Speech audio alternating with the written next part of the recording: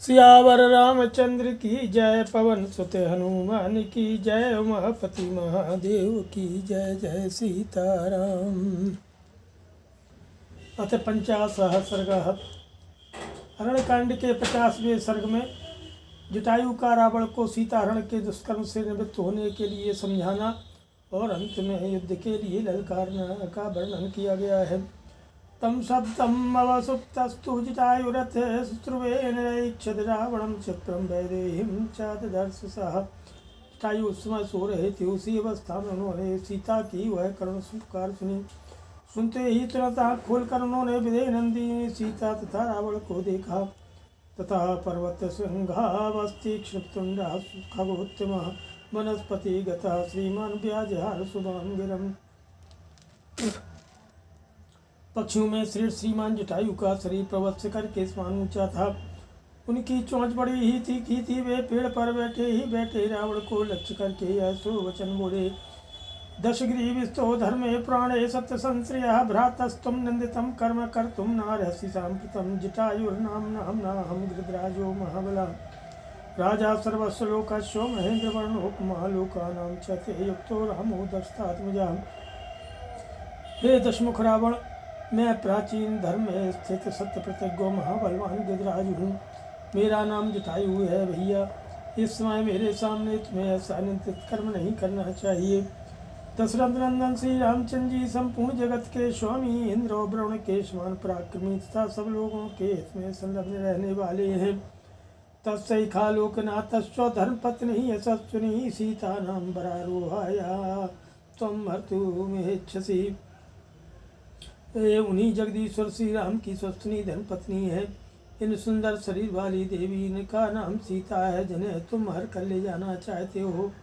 कथम राजा स्थितो धर्मे परदारान परामर्शे रक्षणीय विशेषेण राजदारा महाबलो निवर्तय गतिम नीचाम परदारा विमर्शनात्। अपने धर्म में स्थित रहने वाला कोई भी राजा भला पराई स्त्री का स्पर्श कैसे कर सकता है। महाबली रावण राजाओं की स्त्रियों की तो सभी को विशेष रूप से रक्षा करनी चाहिए। पराई स्त्री के स्पर्श से जो नीच गति प्राप्त होने वाली है, उसे अपने आप से दूर हटा दो। न तत्समाचरे धीरो यत्परो स विघरहेत यथात्मनस्तथान्येषां दारा रक्षा विमर्शनात्। धीर बुद्धिमान वह कर्म न करे जिसकी दूसरे लोग निंदा करें। जैसे पराय पुरुषों के स्पर्श से अपनी स्त्री की रक्षा की जाती है, उसी प्रकार दूसरे की स्त्रियों की भी रक्षा करनी चाहिए।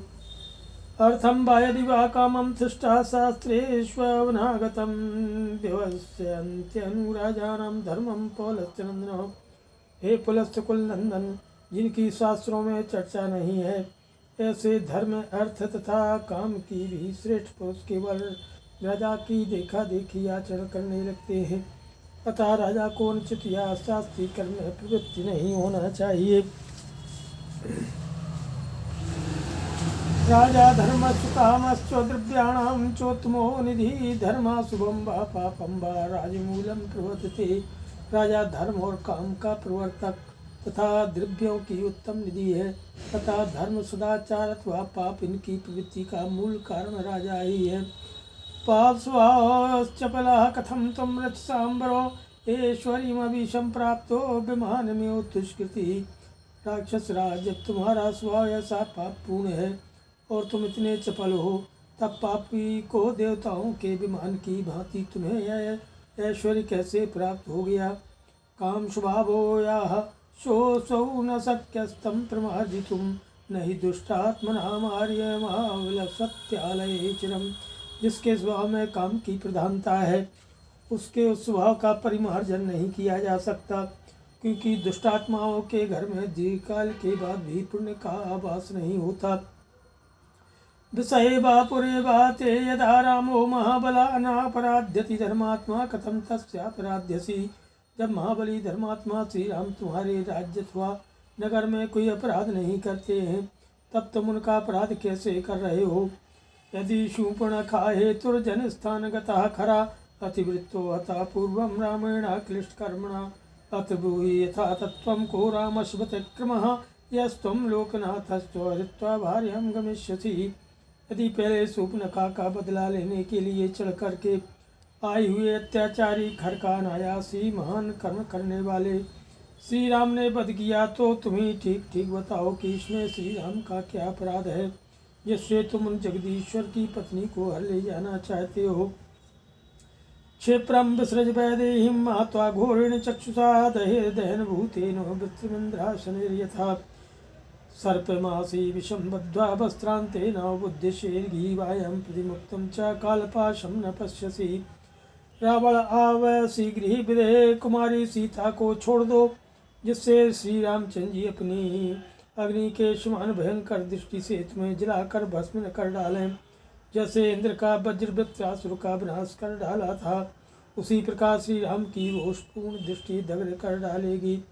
तुमने अपने कपड़ों में विषधर सर्प को बांध लिया है, फिर भी इस बात को समझ नहीं पाते हो। तुमने अपने गले में मौत की फांसी डाल ली है, फिर भी यह तुम्हें सूझ नहीं रहा है। सवारा सोम भर्तव्य यो नरम नावसादये तदन्नमपि भोक्तव्यम जीर्यते यदनाम्यम। हे स्वम पुरुष को उतना ही बोझ उठाना चाहिए जो उसे शिथिल न कर दे, और वही अन्न भोजन करना चाहिए जो पेट में जाकर पच जाए, रोग न पैदा करें।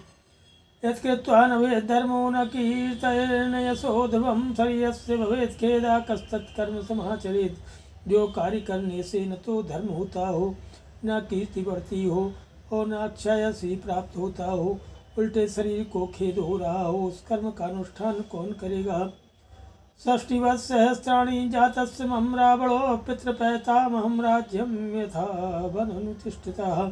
हे रावण, बाप दादों से प्राप्त इस पक्षियों के राज्य का विधिवत पालन करते हुए मुझे जन्म से लेकर अब तक 60,000 वर्ष बीत गए। वृतो हम तुम युवा धन्वी सरथा कवची सरी न चाप्यादाय कुशली वैदेही में गमिष्यसि। अब मैं बूढ़ा हो गया हूँ और तुम नवयुवक हो। मेरे पास कोई युद्ध का साधन नहीं है, किंतु तुम्हारे पास धनुष कवच बाण तथा रथ सब कुछ है। फिर भी तुम सीता को लेकर कुशल पूर्वक नहीं जा सकोगे। न शक्तस्त्वं बलादर्तुं वैदेहीं मम पश्यता हेतुर्न्याय संयुक्त ध्रुवं देदश्रुतिमिवो। मेरे देखते देखते तुम विदेही नंदिनी सीता का बलपूर्वक अपहरण नहीं कर सकते। ठीक उसी तरह जैसे कोई न्याय संगत हेतुओं से सत्य सिद्ध हुई वैदिक श्रुति को अपनी युक्तियों के बल पर पलट नहीं सकता। युद्धस्य यदि शूरोऽसि मुहूर्तं तिष्ठ रावणो शेषसे तो भूमौ यथा पूर्वं खरस्तथा। अरे रावण, यदि सूरवीर हो तो युद्ध करो, मेरे सामने 2 घड़ी ठहर जाओ। फिर जैसे पहले खर मारा गया था, उसी प्रकार तुम भी मेरे द्वारा मारे जाकर सदा के लिए सो जाओगे।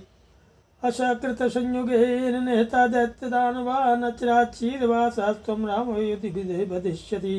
किं शक्यं मया कर्तुं गतो दूरं नृपात्मजौ क्षिप्रं तं नश्यसे नीचोतयोर्भीतो न संशयः। जिन्होंने युद्ध में अनेक बार दैत्यों दानवों का वध किया है, वे चीर वस्त्रधारी भगवान श्री राम तुम्हारा भी शीघ्र ही युद्ध भूमि में विनाश करेंगे।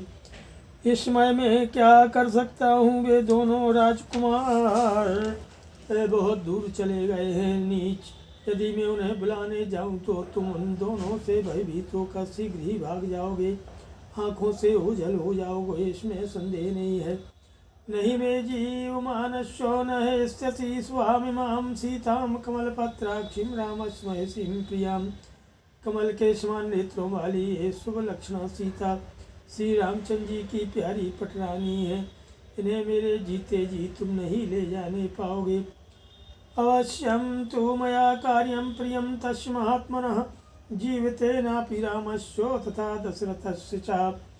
मुझे अपने प्राण देकर भी महात्मा श्री राम तथा राजा दशरथ का प्रिय कार्य अवश्य करना होगा। तिष्ठ तिष्ठ दशग्रीव मुहूर्तं पश्य रावणो वृन्तादेव फलं त्वं तु पातयेऽहमिथोत्तमात् युद्धातिथ्यं प्रदास्यामि यथा प्राणं निशाचरो। हे दशमुख रावण, ठहरो ठहरो, केवल 2 घड़ी रुक जाओ, फिर देखो। जैसे डंठल से फल गिरता है, उसी प्रकार तुम्हें इस उत्तम व्रत से नीचे गिराए देता हूँ। अरे निशाचर, अपनी शक्ति के अनुसार युद्ध में मैं तुम्हारा पूरा आतिथ्य सत्कार करूँगा। तुम्हें भली भांति भेंट पूजा दूंगा। श्रीमद् रामायणे वाल्मीकि आदि काव्ये कांडे 50 सियावर रामचंद्र की जय। पवन सुत हनुमान की जय। उमापति महादेव की जय। जय सीताराम।